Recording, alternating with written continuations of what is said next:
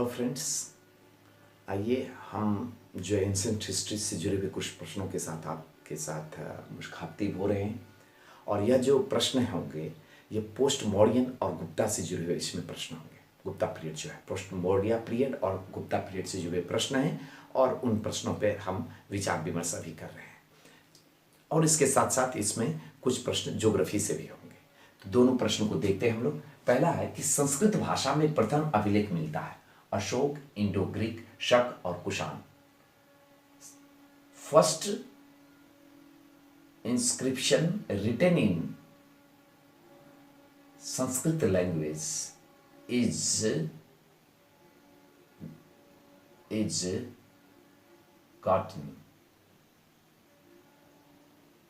Ashok, Indo Greek, Shaka, Kushan. Ashok, Indo Greek, Shaka, Kushan.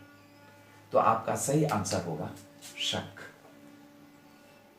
शक शासक जो थे उसके समय में रुद्रदामन का गृनार अभिलेख,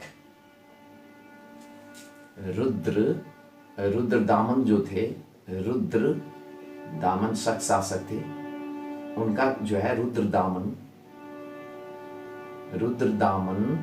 का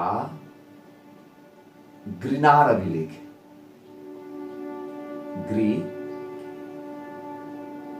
गृनार अभिलेख याद रखेंगे।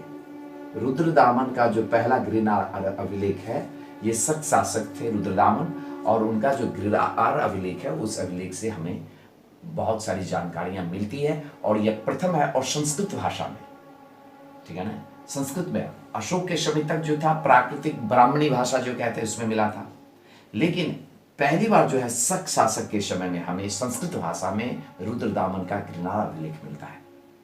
नेक्स्ट प्रश्न है हेलेनिस्टिक आर्ट का संबंध है। हेलेनिस्टिक आर्ट का संबंध है मथुरा कला, गंधार कला, ए और बी इनमें से कोई नहीं। हेलेनिस्टिक आर्ट का संबंध है, आपका सही आंसर होगा बी, गंधार। गंधार कला, इससे पहले भी मैंने प्रश्न में जो कुछ डाला था मथुरा कला और गंधार कला से। तो ये जो हेलेनिस्टिक आर्ट, जो ग्रीक लोग थे, जो वेस्टर्न साइड, इंडिया का जो वेस्टर्न साइड आप पोर्शन देखेंगे, जिस उस समय का भारत का अगर मानचित्र को अगर देखना चाहेंगे तो वेस्टर्न साइड में जो आकर के उन लोगों ने यहां पर ये वेस्टर्न साइड में ये पोर्शन जो है इधर अफगानिस्तान का है, अब तो पाकिस्तान अलग हो गया, तो पहले वो पार्ट भी था। तो इधर देखेंगे तो वेस्टर्न साइड में जो है, जब जो है यूनानियों का जो है कैप्चर हो गया था, और ठीक है पोस्ट जो मौर्य पीरियड से भी आप देख सकते हैं कि उस समय में जो वो लोग आते हैं यूनानी लोग और उस एरिया में सेटल करते हैं, वो चलाते हैं। तो उनका जो एक आर्ट का जो टेक्निक था उसको हेलेनिस्टिक बोलते हैं। उसी हेलेनिस्टिक आर्ट से लेटर ऑन डेवलप होकर के पोस्ट मौर्यन पीरियड में हम देखते हैं कि वहां पर एक जो हम उस एरिया में, ठीक है ना, वो जो भी देखते हैं अफगानिस्तान, पाकिस्तान, उससे थोड़ा सा ऊपर का जो एरिया, अभी वर्तमान का जो एरिया आप देखेंगे, प्रेजेंटली जो एरिया देखेंगे, उसमें जो यूनानी लोग थे उनका जो हेलेनिस्टिक आर्ट था, उसको यूनानी लोग का जो कला था उसको हेलेनिस्टिक आर्ट कहते हैं। उस कला से इन्फ्लुएंस होकर ही यह जो गंधार कला हम लोग पढ़ते हैं वो कला में देखते हैं, जिसमें कि बुद्ध के सुंदर सुंदर प्रतिमाएं बनाए गए। उसमें मैत्री प्रतिमा जो है, मैत्री प्रतिमा बहुत ही फेमस रहा, जैसा कि हम लोग देख रहे हैं। चलिए अगला प्रश्न है कि मिलिंद पन्हो को किसने लिखा? वसुमित्र, नागार्जुन, तीस, इनमें से कोई नहीं। मिलिंद पन्हो एक बुक है, वो किसने लिखा? वसुमित्र, नागार्जुन, तीस, इनमें से कोई नहीं। आपका सही आंसर जो होगा वह बी होगा, नागार्जुन। ये मिलिंद पन्हो क्या है? ये मिलिंद पन्हो जो उस समय में इंडो ग्रीक रूलर जो थे, मिलिंद उनका नाम था, मिलिंद। वो मिलिंद और नागार्जुन के बीच में, चूंकि नागार्जुन जो थे ये बौद्ध जो थे, इस बौद्ध धर्म से जुड़े हुए थे, और इन्होंने, नागार्जुन ने जो है, और मिलिंद के बीच में जो संवाद हुआ, नागार्जुन और मिलिंद के बीच में जो संवाद हुआ, मिलिंद और नागार्जुन, और मिलिंद कौन शासक थे? ग्रीक शासक थे। उनके संवादों को जो है आपस में उन्होंने जो डिस्कशन किया, बौद्ध धर्म आज की जो बुद्ध जो है, जो बौद्ध धर्म है वह क्या है नहीं है, उससे जो कई प्रश्न पूछे गए, उन चीजों को नागार्जुन है मिलिंद पन्नो नामक बुक में संकलित करके रखे हैं, इसलिए इसका नाम है मिलिंद पन्नो। मिलिंद इसमें शासक का नाम है, नागार्जुन उनसे जो विवाद किए थे प्रश्न उत्तर के रूप में, ये क्वेश्चन आंसर के शैली में ये बुक है, इसको मिलिंद पन्नो के नाम से जाना जाता है। अगले प्रश्न की ओर चलते हैं कि शक संवत किसने चलाया? शक एरा, यवन, शक, कुषाण और पल्लव। शक संवत किसने चलाया? शक, यवन, कुषाण और पल्लव। आपका सही आंसर इसमें होगा सी, कुषाण। कुषाण हम लोग बात ही कह रहे थे, कुषाण शासक जो कनिष्क था, और ये कनिष्क जो है, कनिष्क ने क्या किया, एक संवत चलाया था, इसको शक संवत के नाम से जानते हैं, शका एरा के नाम से जानते हैं। और ये इसका अगर पीरियड देखेंगे तो 78 AD। फिर अभी जो नया ट्रेंड हम लोग लिख रहे हैं तो इसको बोलेंगे CE, यानी मीन्स कॉमन एरा। AD बोले या C, याद रखें। कनिष्क जो है 78 में जो है शक एरा, जो है शका एरा को, शका एरा यानी शक संवत को, ठीक है ना, शका एरा को यानी शक संवत को उन्होंने जारी किया था। ये दिमाग में रखेंगे, ये किसने किया था? कनिष्क ने किया था। और कनिष्क किस वंश का शासक था? तो कुषाण वंश का शासक था, ये याद रखेंगे। कुषाण वंश के शासक कनिष्क ने ये शक संवत जारी किया था। दूसरा, अगले प्रश्न की ओर चलते हैं। गोंदोफिरनस शासक का संबंध है, गोंदोफिरनस शासक का संबंध है पल्लव, यवन, शक और कुषाण। तो आपका सही आंसर ए होगा कि पल्लव वंश जो था, गोंदोफिरनस शासक, उनका नाम शासक है, ये रूलर है, शासक है, ये शासन किए थे, इसलिए इनका नाम है, इनके नाम का उल्लेख आया है। तो ये किस वंश से थे? पल्लव वंश से थे, ये याद रखेंगे। किस वंश से थे? पल्लव वंश से थे। और इनके समय का एक सबसे इंपॉर्टेंट चीज है कि ईसाई धर्म, जिसको आप क्रिश्चियन कहते हैं, ईसाई धर्म के प्रचार के लिए सेंट टॉमस नाम का एक संत आया था, सेंट टॉमस, और उनकी हत्या भी हो गई थी, क्योंकि वो जो आए थे यहां प्रचार करने के लिए, बहुत लोगों को ये पसंद नहीं आया, तो उनकी हत्या भी करवा दी गई थी उस समय में। याद रखेंगे कि ये जो सेंट, ईसाई धर्म जो हम जानते हैं, क्रिश्चियनिटी जिसको बोलते हैं, तो सेंट टॉमस नाम के जो आए थे संत यहाँ पर प्रचार करने के लिए ईसाई धर्म का, लोगों को अच्छा नहीं लगा और जो है इनकी हत्या करवा दी, इनको जो हत्या करवा दिया गया था। ये गोंदोफिरनस के समय की घटना है। संगम क्या है? साहित्य, अभिलेख, वंश और शासक। तो ये संगम क्या है? साहित्य है कि अभिलेख है कि वंश है, शासक? तो याद रखेंगे कि संगम क्या है? साहित्य है। संगम साहित्य का उल्लेख मिलता है। और ये जो संगम साहित्य के बारे में हम लोग कहते हैं, ये साउथ यानी कि साउथ इंडिया, दक्षिण भारत से जुड़े हुए तथ्यों के बारे में हमको जानकारी, विशेष रूप से अगर दक्षिण भारत में जो चोल, चेर, पांड्य, तीन शासक, चोल, चेर और पांड्य,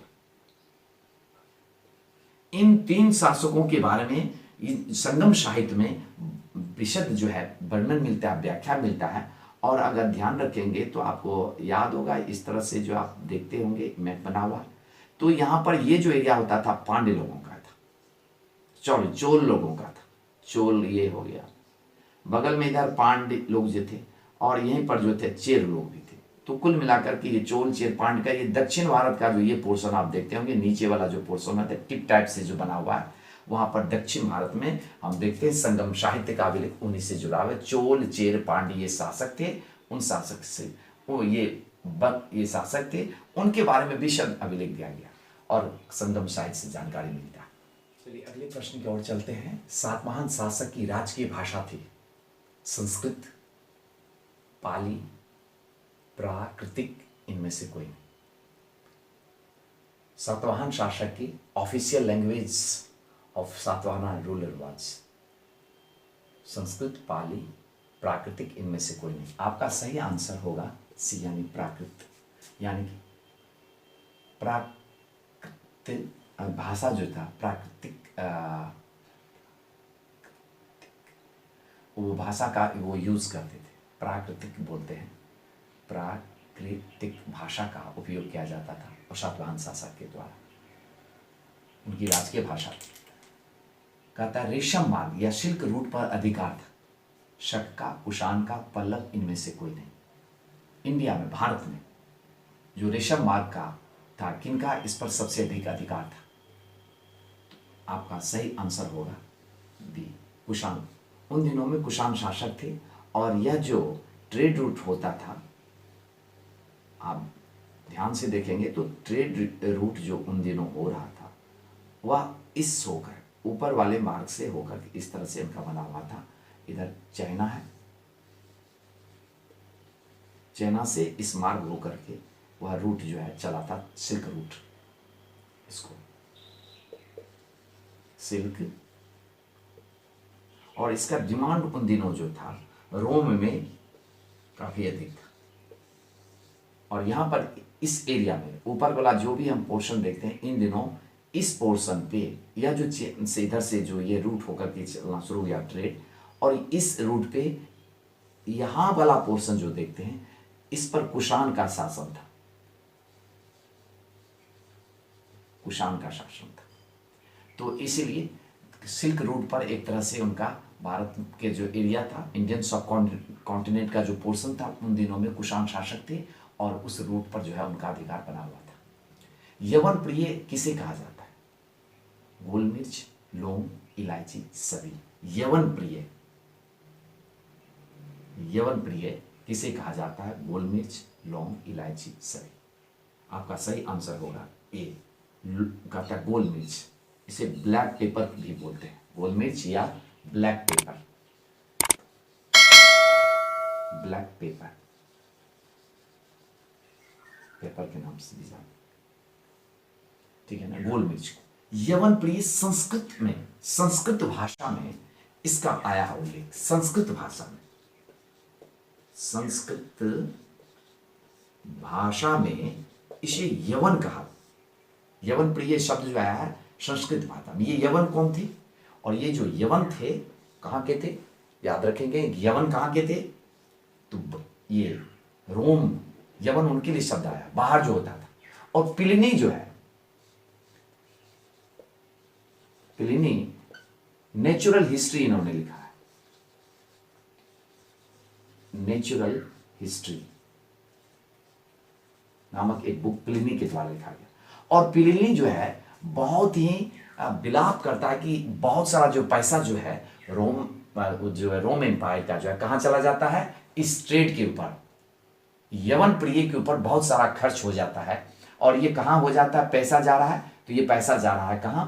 तो इंडिया की तरफ से आ रहा था। वो जो इंडियन का सब कॉन्टिनेंट उन दिनों में जो व्यापार चल रहा था, ये हम लोग पढ़ रहे हैं, ये 200 BC टू 200 AD के बीच या 300 AD के बीच में जो उस समय में जो ट्रेड चल रहा था, उस ट्रेड के बारे में बात कर रहे हैं। पोस्ट मॉडर्न पीरियड में जो ट्रेड चल रहा था, उस ट्रेड पर जो है किस तरह से इन बैलेंस ऑफ पेमेंट जिसको कहते हैं, वह भारत के पक्ष में था, रोमन साम्राज्य के पक्ष में थे। इसलिए प्लिनी जो नेचुरल हिस्ट्री में ये बहुत ही दुख उनको प्रकट होता है कि बहुत सारा पैसा चला जा रहा है, किस चीज के लिए? तो ब्लैक पेपर के लिए।